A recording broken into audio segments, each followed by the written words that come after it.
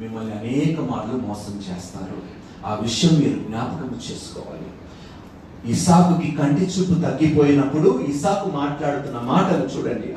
అప్పుడు ఇస్సాకు, ఇదిగో నేను వృద్ధుడను, నా మరణ దినము నాకు తెలియదు, కాబట్టి నీవు దయచేసి నీ ఆయుధములైన నీ అమ్ముల పొదిని నీ విల్లును తీసుకుని అడవికి పోయి నా కొరకు వేటాడి మాంసము తెమ్ము. చూడండి ఎంత గొప్ప సమయము మోసగాడు చూసుకున్నాడు.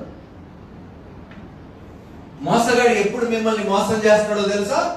మీరు ఒంటరిగా ఉన్నప్పుడు, బలహీన సమయంలో ఉన్నప్పుడు మోసగాడు ఏం చేస్తాడు?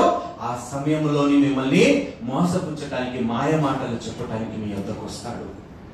వేషధారుడుగా వస్తాడు.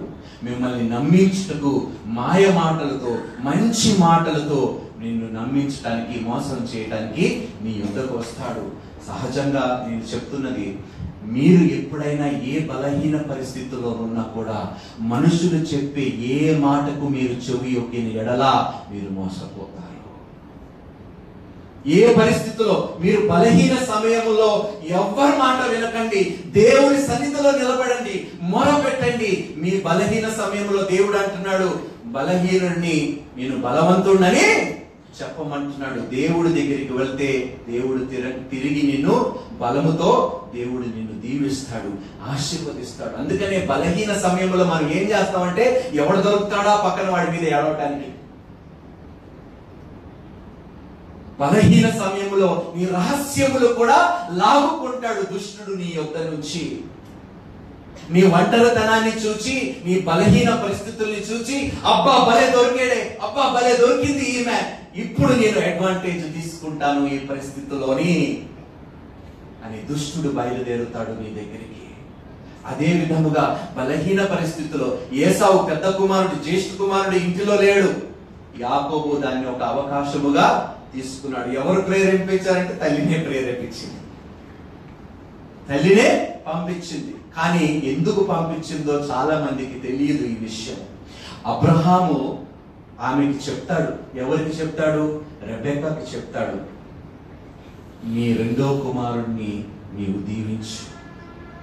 ఇది మనకి బైబిల్లో రాయబడకపోయినా మనకి scholars, most wonderful scholars, almost 1200 years, 1500 years, 2000 years back వాళ్ళు ఎంతో అద్భుతమైన వాళ్ళు తర్జుమము చేసినప్పుడు, ఆ యొక్క వాక్యములు తర్జుమము చేసినప్పుడు అందులో రాయబడినది ఏంటంటే, వాళ్ళు రెబెకా ఎందుకు ఈ పని చేసిందంటే, వారు చిన్నపిల్లలుగా ఉన్నప్పుడు అబ్రహాము ఒడిలో యాకోబు ఉన్నప్పుడు అబ్రహాము రెబెకాతో చెప్తారు, ఇట్టి పరిస్థితుల్లోని దీవెనలు ఈ రెండో కుమారుడికే చెందులాగా నువ్వు కాపాడుకో.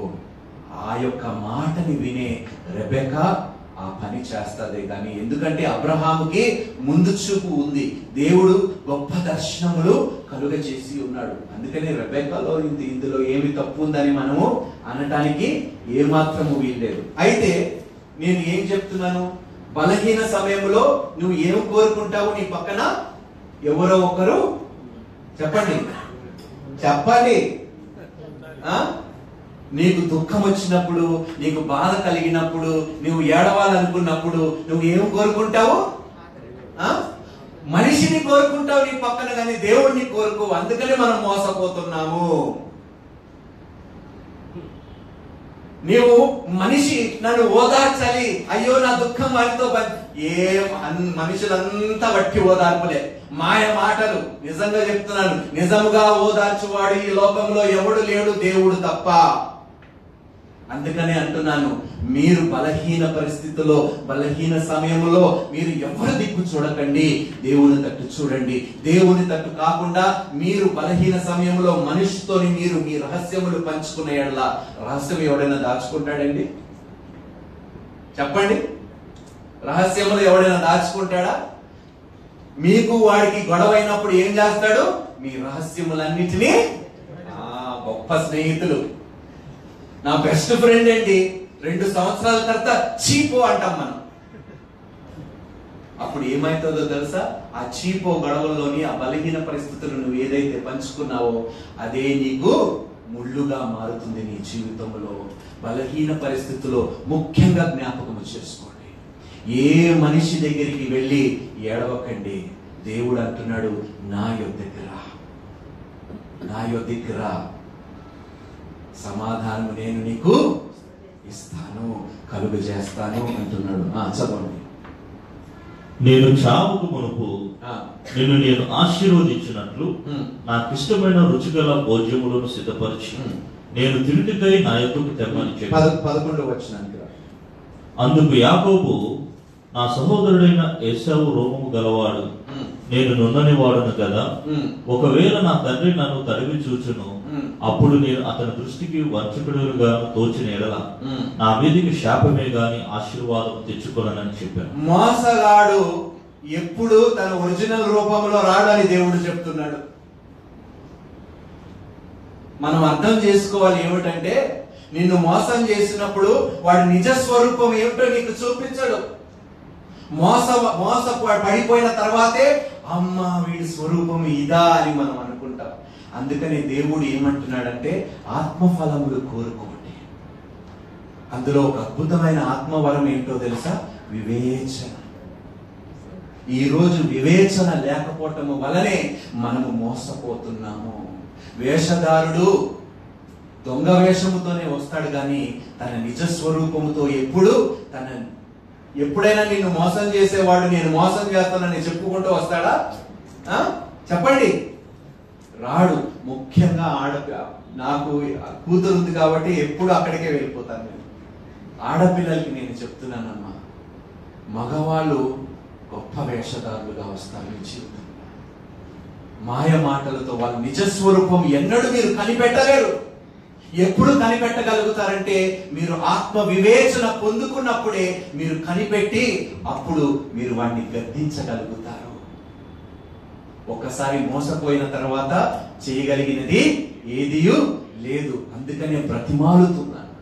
బలహీన సమయంలో ఏ మగవాడి నీ దగ్గరికి వచ్చి చెయ్యి పట్టుకొని నిన్ను ఓదార్చాలని ప్రయత్నిస్తే దయచేసి నీ ఓదార్పు నాకు అవసరం లేదు, ఈ ఓదార్పు నాకు అవసరం లేదు, నాకు నిజమైన ఓదార్పు నా దేవుడు నాకు కల్పిస్తాడు అని ఎప్పుడైతే నువ్వు చెప్పగలుగుతావో దుష్టుడు నీ యొద్ద నుండి పారిపోతాడు. చూడండి, యాకోబు ఎలా వెళ్ళాడంట? తండ్రి దగ్గరికి ఏసావు వస్త్రములు వేసుకొని, ఏసావు లాంటి గొర్రె చర్మము తోలు కప్పుకొని, అంటే యాకోబుకి హెయిర్ లేదు నాలాగే, ఏసావుకి మొత్తం హెయిర్ అంట. సో తండ్రి మరి ముట్టుకున్నప్పుడు స్పర్శ తెలిసిపోతుంది కదా, మరి నేను దూషించబడతాను కదా, మోసగాడిగా నేను దొరికిపోతాను కదా. అప్పుడు ఏం చేస్తాడంటే ఏసావు వేషాన్ని ధరించుకొని యాకోబుగా వెళ్లకుండా వేషధారుడైన ఒక ఏసావు రూపాన్ని ధరించుకొని వెళ్తాడు. ఈరోజు గొర్రె చర్మము కప్పుకొని తోడేళ్ళు మేము, అందుకని దేవుడు అంటాడు వాక్యంలో, గొర్రె చర్మము కప్పుకున్న తోడేళ్ళు. అది ఎక్కడి నుంచి వచ్చిందంటే ఈ యొక్క సందర్భం నుండి వచ్చింది.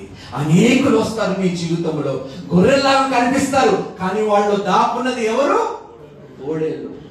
పైన చూడటానికి అచ్చు గొర్రెల్లాగానే ఉంటారు.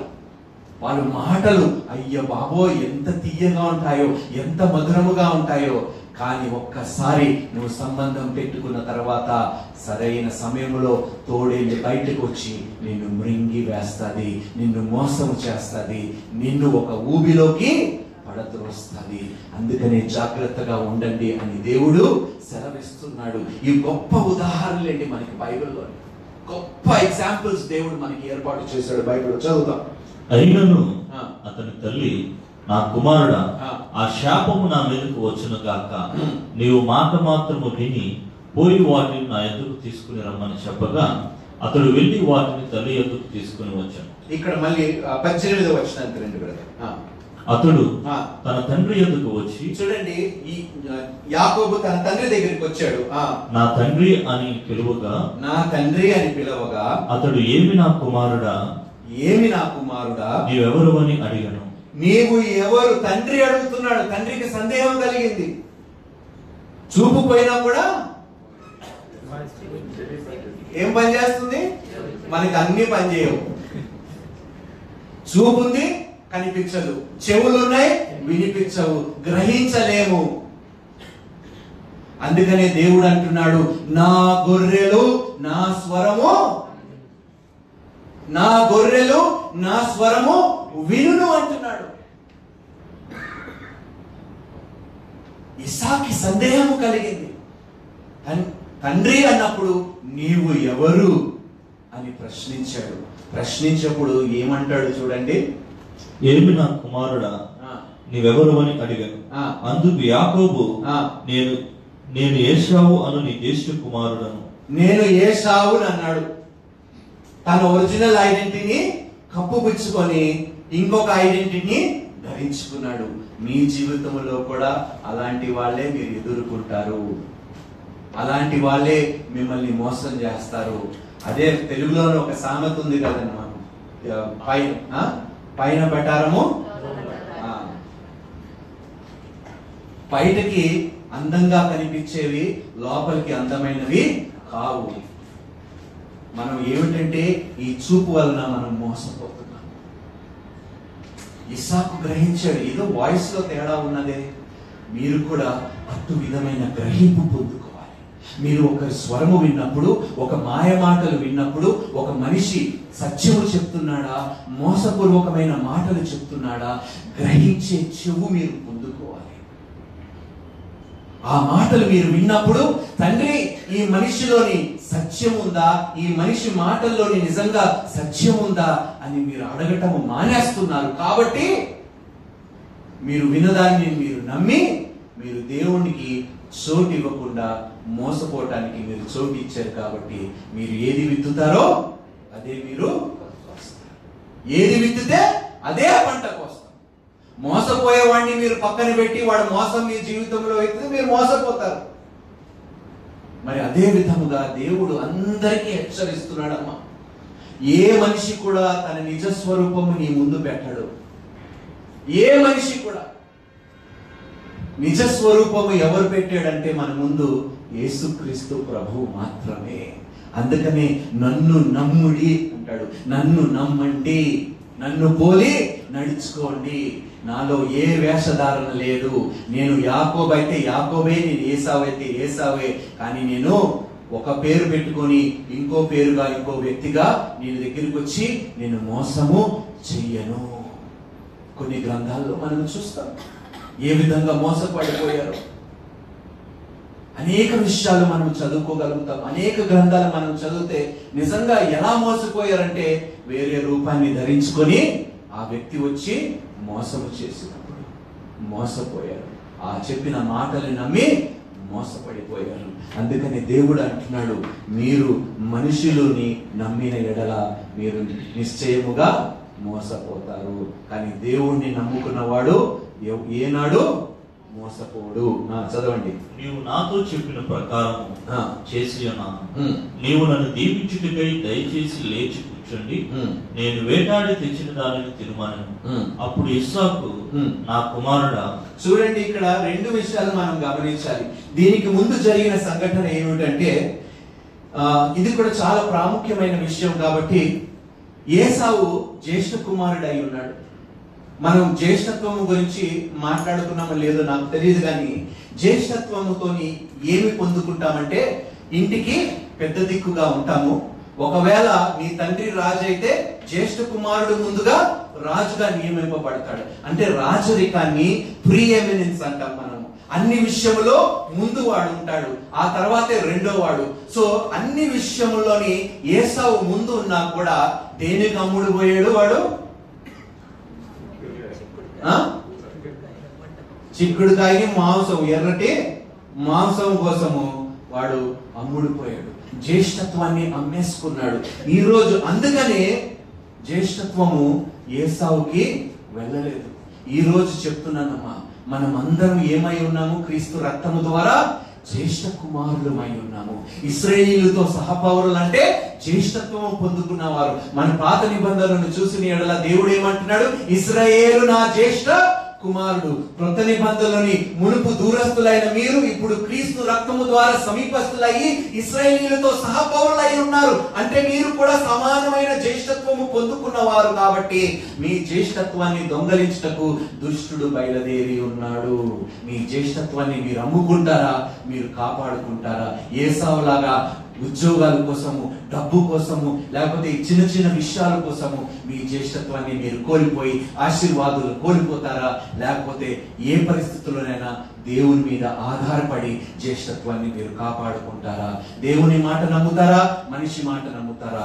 యాకోబు చూడండి, వాడు ఆకలితో ఉన్నాడు, చచ్చిపోయేంత ఆకలితో ఉన్నప్పుడు యాకోబు ఏమంటాడు?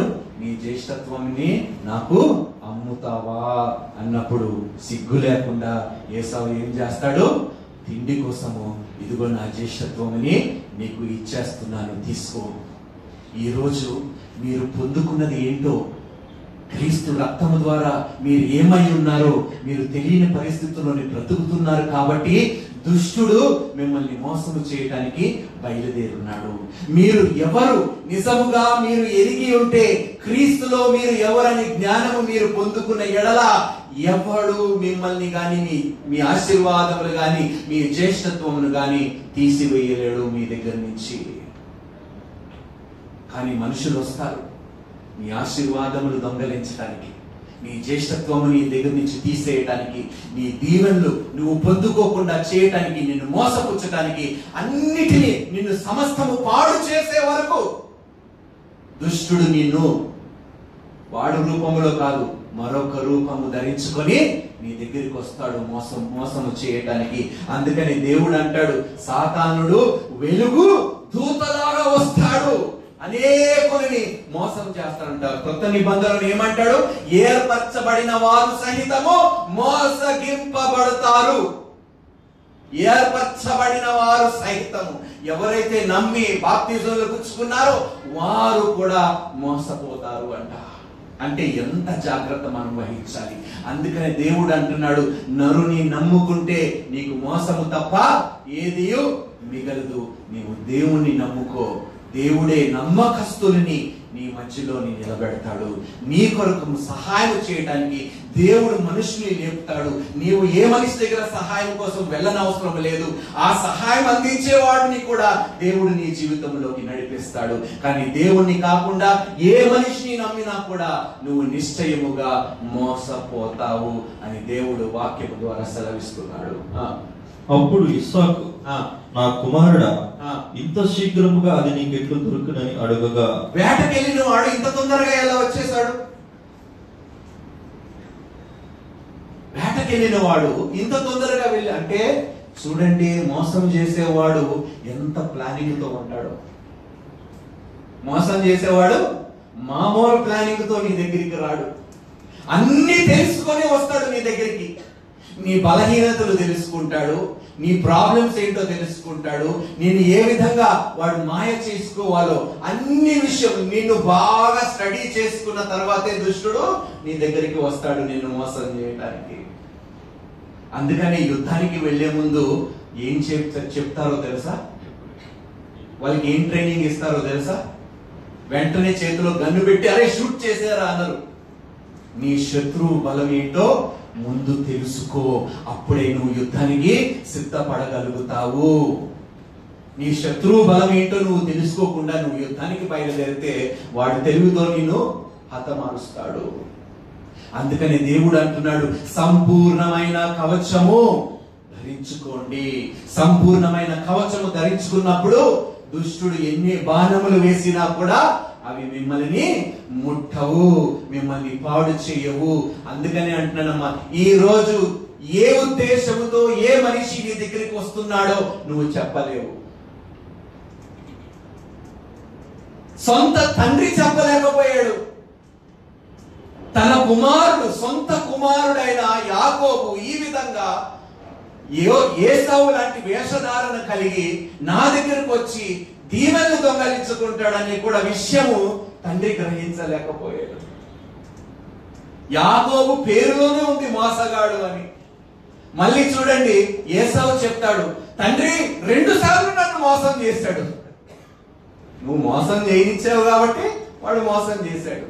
నీ బలహీన పరిస్థితుల్లోని నువ్వు వాడిని మోసం చేయనిచ్చావు. తప్పు ఎవరిది? తప్పు యాకోబుది కాదు, తప్పు నీది. కాబట్టి నువ్వు వాడి మాట విన్నావు.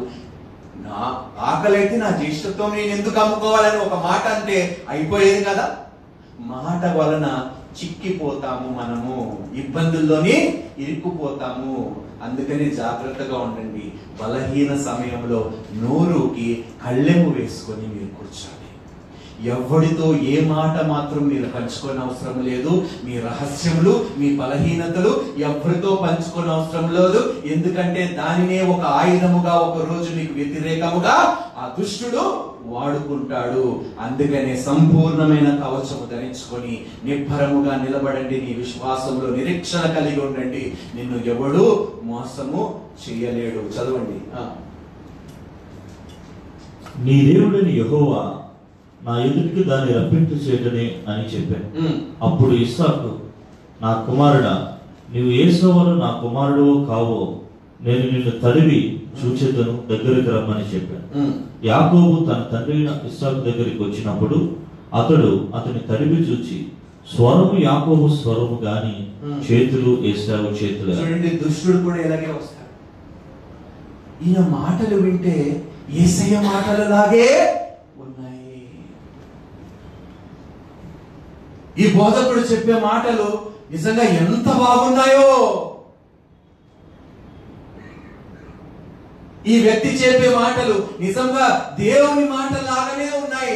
లాగానే ఉంటే సరిపోదు, దేవుని మాటే ఉండాలి.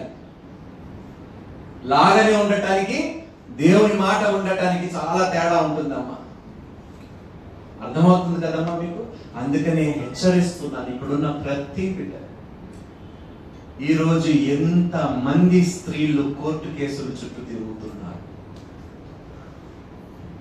ఎంతమంది స్త్రీలు మోసపడిపోయి భర్తల చేత హింసలు అనుభవిస్తూ. ఎందుకో తెలుసా? తప్పు వాడిది కాదు. తప్పు ఎవరిది? తప్పు ఎవరిది చెప్పండి? స్త్రీలది కాదా? స్త్రీలదే తప్పు. ఎందుకంటే వాడు మోసగాడని మీరు గ్రహించలేదు కాబట్టి, వాడు మాయ మాటలు మీరు నమ్మి మిమ్మల్ని మీరు మోసపుచ్చుకున్నారు. కాబట్టి వాడు మోసం చేయలేదు, మిమ్మల్ని మీరు మోసపుచ్చుకున్నారు. అందుకని దేవుడు అంటున్నాడు, గొర్రె చర్మము కప్పుకున్న తోడేళ్లు మీ మధ్యలోనే, మీ కుటుంబంలోనే ఉండొచ్చు, స్నేహితుల రూపంలో మీ మధ్యలో ఉండొచ్చు, నీ మేలు కోరుకునేలాగా నీ దగ్గరకు రావచ్చు. అందుకని ఏ వ్యక్తిని కూడా మీరు వెంటనే నమ్మకండి. ముఖ్యంగా తల్లిదండ్రులకి మీ బిడ్డల్ని పెళ్లికి ఇస్తున్నప్పుడు దయచేసి ఆకారాలు కానీ, ఉద్యోగాలు కానీ, డబ్బుని చూచి కానీ మీరు వివాహాలు చేయకండి. జీవిత కాలం అంతా మీ పిల్ల, మీ కుమారుడు ఏడుపుతో బ్రతుకుతాడు మీరు చేసిన ఒక్క పొరపాటు వలన. అందుకని దేవుడు హెచ్చరిస్తున్నాడు. బహుశా మనందరికి వార్నింగ్ ఇస్తున్నాడు దేవుడు ఈరోజు. వేరే రూపము ధరించుకొని వస్తారు, పెళ్లి వాళ్ళు వస్తారు మన ఇంటికి వేరే రూపాన్ని ధరించుకొని. కట్టుకథలు చెప్తారు, ఓ నా కుమారుడు ఆడికన్నా బెస్ట్ పర్సన్ ఎవరు లేరు అంటాడు, నా కుమార్తె చాలా గొప్పది. కానీ బయట ఏం జరుగుతుందో మనం చెప్పగలుగుతామా? అందుకని జాగ్రత్తగా ఉండండి. వేషధారులు మన మధ్యలోనే ఉంటారు. యాకోబు చేతులు అతని అన్నయ్యైన ఏశావు చేతులు వలె రోమము గలవైనందున ఇస్సాకు అతనిని గుర్తుపట్టలేక అతనిని దీవించి, ఏశావు అను నా కుమారుడు నీవేనా అని అడుగుగా యాకోబు నేనే అను. అంతటా అతడు అది నా యొద్దకు తెమ్ము. నన్ను ప్రేమించువాడు నీవేనా? నన్ను చూసుకున్నవాడు నీవేనా? నా తల్లిదండ్రుని విడిచిపెట్టి వచ్చేస్తున్నాను, జీవితకాలం అంతా నన్ను కాపాడువాడు నీవేనా? నేనే అన్నాడు వాడు. చూడండి ఎలా మోసపోతున్నారో జనాలు. కన్న తల్లిని, కన్న తండ్రిని అవమానించి, ఎవడో ముక్కు ముఖం తెలియనోడు 2 నెలలు 3 నెలలు పరిచయం అయితే వాడు చెప్పిన మాయ మాటలకు, కన్న తల్లిదండ్రుల మాటలు నిజమైన మాటలు కాదని మోసపోయే వాడి మాటలతోని వాళ్ళు చూడండి ఎంత ఇబ్బందులు పడిపోతున్నారు. అరే కన్న తల్లి కన్న తండ్రి కన్నా నీ మేలు కోరుకునేవాడు ఈ లోకంలో ఎవడైనా ఉన్నాడా? బయటవాడు వచ్చేస్తాడు, మాటలు చెప్తాడు, కన్న తండ్రి కన్న తల్లి కన్నా ఎక్కువ అయిపోతారు. ఏమి చెప్పబెట్టకుండా పెట్టి సర్దుకొని వెళ్ళిపోవటమే, పారిపోవటమే, లేచిపోవటమే. నిజంగా ఎంత బాధ తల్లిదండ్రులకి. ఇలాంటి బిడ్డలు నేను కన్నానా? ఈయన నిజంగా నా కుమారుడా? ఈమె నిజంగా నా కుమార్తెనా? ఇందులో కులం లేదు, మతం లేదు, భేదం లేదు. అంత మోసపోయేవానికి కులం లేదండి, మోసం చేసేవానికి కులం లేదు. అర్థమైంది కదండి? మోసం చేసేవాడు కులం పేరుతో మోసం చేయడు. మోసం చేసేవాడు ఎలాగైనా మోసం చేస్తాడు. అందుకని జాగ్రత్తగా ఉండండి. చదవండి. అంతటా అతడు మ్యారేజ్ బ్యూరో పెట్టుకుంటాడు. చదవండి. అంతటా అతడు అది నా యొద్దకు తెమ్ము, నేను నిన్ను దీవించినట్లు నా కుమారుడు వేటాడి తెచ్చినది తిందున్నాను. అతడు తెచ్చినప్పుడు అతడు తినను, ద్రాక్షారసము తెగ అతడు త్రాగాను. తరువాత అతని తండ్రి అయిన ఇస్సాకు, నా కుమారుడా, దగ్గరికి వచ్చి నన్ను ముద్దు పెట్టుకోనమని అతనితో చెప్పాడు.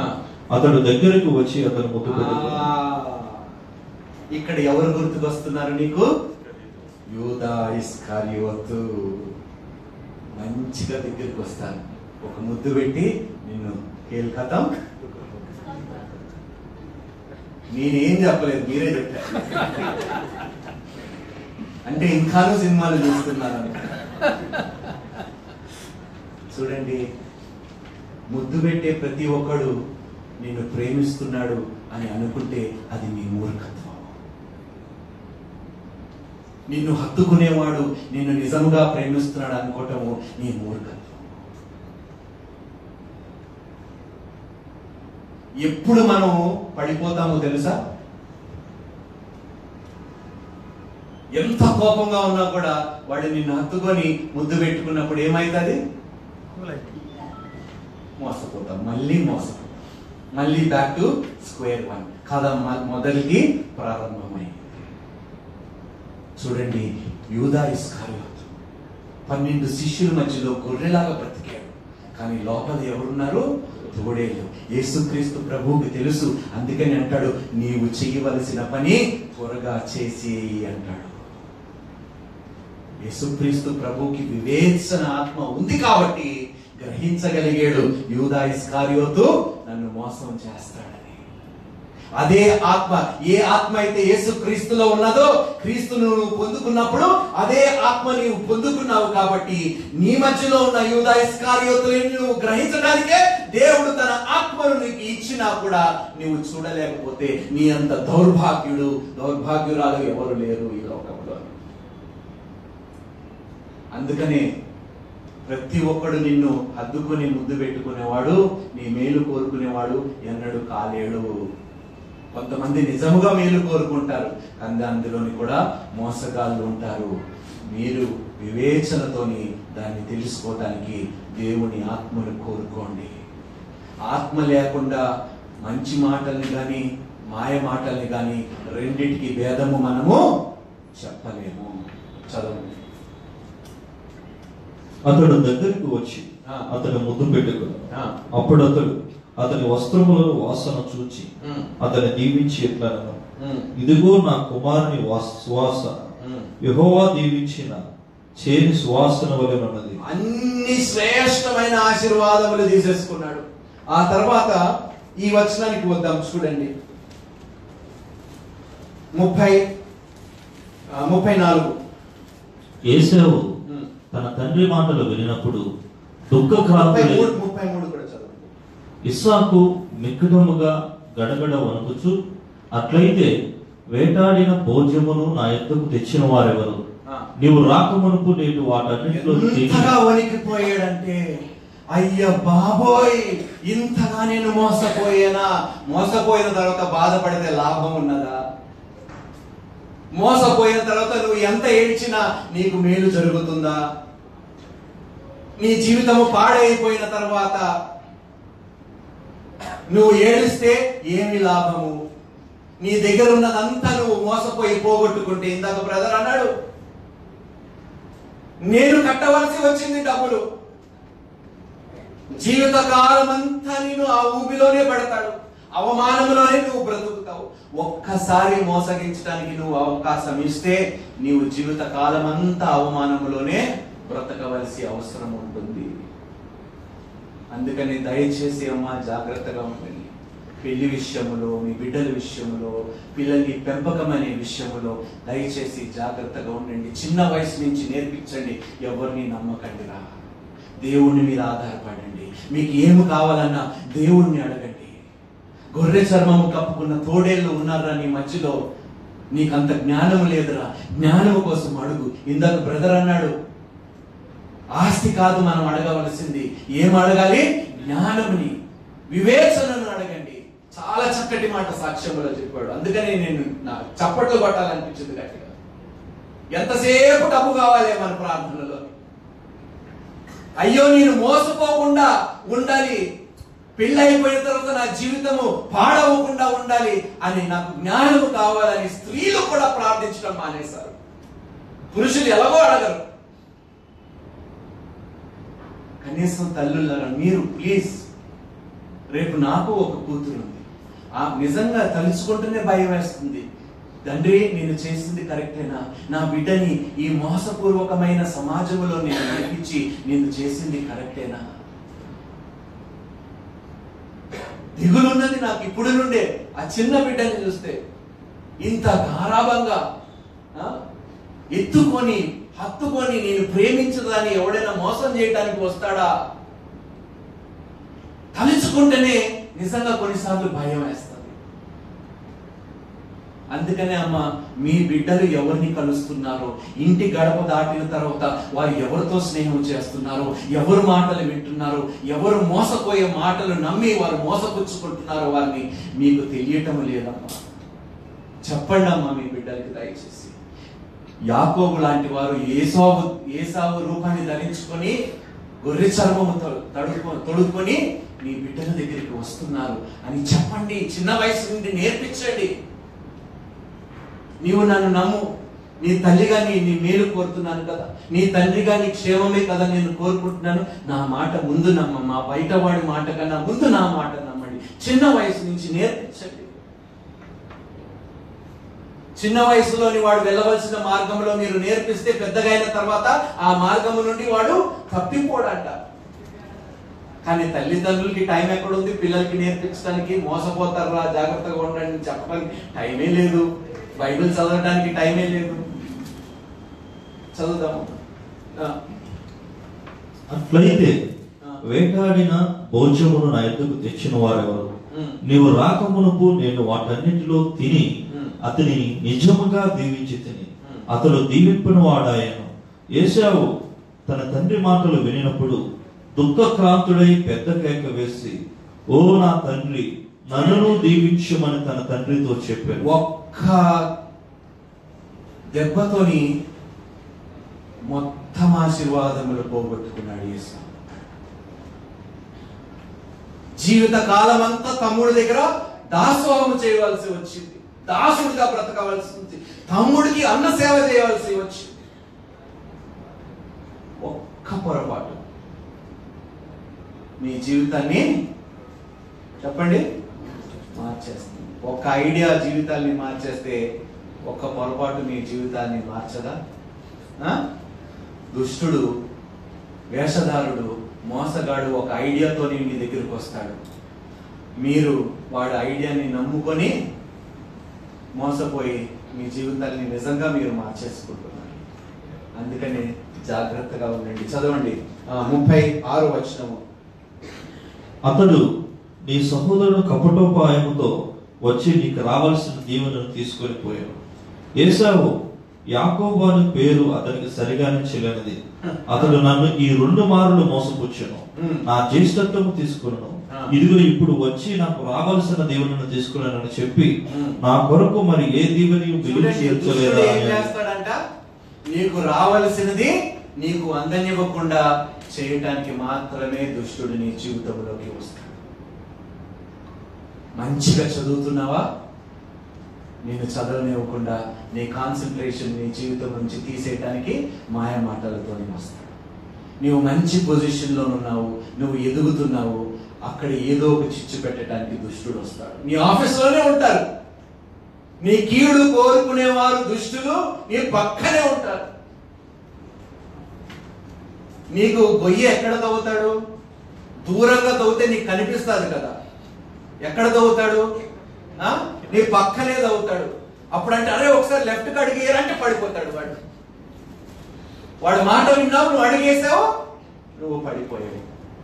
ఎవడిది తప్పు? గొయ్య తవ్వినదా, మాట విన్నోడిదా? మాట విన్నోడిదే తప్పు.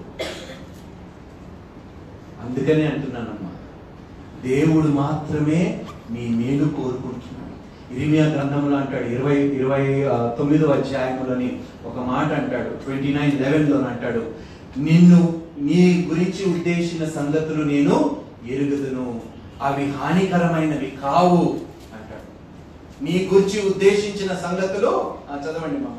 నేను మిమ్మల్ని గురించి ఉద్దేశించిన సంగతులను నేను ఎరుగుదును, రాబో కాలమందు మీకు నిరీక్షణ కలుగునట్లుగా. ఈ కాలమే కాదంట, నీ ఫ్యూచర్ లో కూడా నేను మేలు చేసే పనులే నీ కొరకు ఏర్పరచుకున్నాను, అందుకనే నన్ను నమ్ము అంటున్నాడు. నీకు నిరీక్షణ కలుగునట్లుగా అవి సమాధానకరమైన ఉద్దేశములే కాని. సమాధానకరమైన ఉద్దేశములే. ఈ కాలంలో, భవిష్యత్తు కాలంలో కూడా దేవుడు నీకు సమాధానకరమైన ఉద్దేశములే కలిగి ఉన్నాడు కానీ హానికరమైనవి కావు. ఇదే యెహోవా వాక్కు. ఇదే దేవుని వాక్కు. మనిషిని నమ్ముతారా? దేవుణ్ణి నమ్ముకుంటారా? మనిషి మాయ మాటలు నమ్మి మోసపుచ్చుకుంటారా? మిమ్మల్ని దేవుడు చెప్పిన మాటని నమ్మి గైకొని మీరు దీవించబడతారా? నిర్ణయం మీదే. అందుకనే ఎక్కువ నేను చెప్పాను. టైం ఏంటండి? ఓకే, 28వ అధ్యాయానికి మనకి టైం సరిగా లేదు కాబట్టి we finish this. ఈ అధ్యాయం మనం ఫినిష్ చేసేసుకుందాం. మరి ఏది నీవు మిగిల్చి ఉంచలేదా అని అడిగాను. అందుకు ఏమైనా మిగిలిందంటే, మోసపోయిన తర్వాత నీ దగ్గర ఏం మిగులుతుంది? అన్ని శాపాలే, అన్ని శ్రమలే, అన్ని అవమానాలే, అన్ని కష్టాలే. ఒక్కసారి దుష్టుడు నీ జీవితంలో ప్రవేశించి వాడిని నమ్మి నువ్వు మోసపుచ్చుకున్నావు అనుకో, నీకు మిగిలేది ఏమిటి? చెప్పండి, నీకు మిగిలేదేంటి? సున్నా. సున్నా ఎన్నిసార్లు మల్టిప్లై చేయాలనుకున్నా కూడా మీ జీవితంలో సున్నానే మిగులుతుంది కానీ అందులో ఎదుగుదల అందులో ఏ ఎదుగుదల మనకి ఉండదు. అందుకనే అమ్మ, ముఖ్యంగా ఆడపిల్లలకి, స్త్రీలకి నేను చెప్తున్నాను, దయచేసి జాగ్రత్తగా ఉండండి. నా భార్య నిజముగా నన్ను నమ్మిందమ్మా, నమ్మిన దానిని, ఆ నమ్మకముని నేను ఒమ్ము చేయకూడదని ప్రతిరోజు దేవునికి మోకరించి నేను ప్రార్థన చేస్తాను. నాయన, నేను వాగ్దానం ఇచ్చింది నా భార్యకి కాదు నాయన ప్రభువా, నీకు మాట ఇచ్చాను. నా భార్య కన్నా ముందు నీ సన్నిధిలో నిలబడి నేను చావులోనైనా ఆమెకు తోడుంటానని నేను పాస్టర్ గారికి కాదు నాయన మాట ఇచ్చింది. నాయన, నీకు నాయన మాట ఇచ్చాను. ఆ మాటని నిలబెట్టుకున్న వాడుగా నేను జీవిత కాలమంతా, బ్రతుకు కాలమంతా నేను ఉండేలాగా నాకు సహాయం చేయి. కొన్నిసార్లు పడిపోతాను, కొన్నిసార్లు ఎగుస్తాను, కానీ నా ఆశ ఏమిటంటే నేను ఆమె నమ్మకమని ఒమ్ము చేయకుండా ఉండాలి. సో అద్భుతంగా మనం అందరం మన జీవితంలో ఉన్న మన తల్లిళ్ళు కానీ, మన చెల్లెళ్ళు కానీ, మన స్త్రీలను కానీ మోసపూర్వకమైన మనసుతోని మనము చూడటము మానేద్దాం. మేలు చేయాలనే ఆశతోనే ఒక స్త్రీకి దగ్గరగా కావండి, లేకపోతే వద్దామా. అర్థమైంది కదా? మీరు మీలాగే వెళ్ళండి, మరొకరిలాగా వెళ్ళకండి. అదే దేవుడు సందేశం ఇస్తున్నాడు. దేవుడు అందుకనే అంటున్నాడు, నిన్న నేడు నిరంతరము ఏకరీతిగా ఉన్నవాడిని నేను మారను. కాలాన్ని బట్టి, సమయాన్ని బట్టి నేను మారే దేవుడిని కాదు. నా దగ్గరికి వచ్చిన వాడికి నా వాగ్దానం నేను ఇచ్చిన వాడిని నేను నెరవేరుస్తాను. నమ్మదగిన వాడిని, నా యందు విశ్వాసం ఉంచిన వాడు ఎప్పుడు మోసపోడు. నేను మాయ మాటలు, కపటమైన మాటలు నేను చెప్పడానికి మీ మధ్యలోకి నేను రాలేదు. మిమ్మల్ని సమస్తమైన మాయల నుండి, కపటమైన మాటల నుండి, ఈ మాయాజాలముల నుండి మిమ్మల్ని రక్షించడానికి నేను మీ మధ్యలో మీ శరీర రూపాన్ని ధరించుకొని మిమ్మల్ని రక్షించడానికి నేను వచ్చాను. నన్ను నమ్మండి అని దేవుడు అంటున్నారు. ఇప్పుడు నిర్ణయము మీరే తీసుకోండి. మీరు దేవుణ్ణి నమ్ముకుంటారా, మనిషిని నమ్ముకొని మీరు మోసపోతారా? నిర్ణయం మీరే తీసుకోండి. మరి కొద్ది మాటలు దేవుడు దీవించిన గాక. మన కానుకల సమయం సమీపమైంది.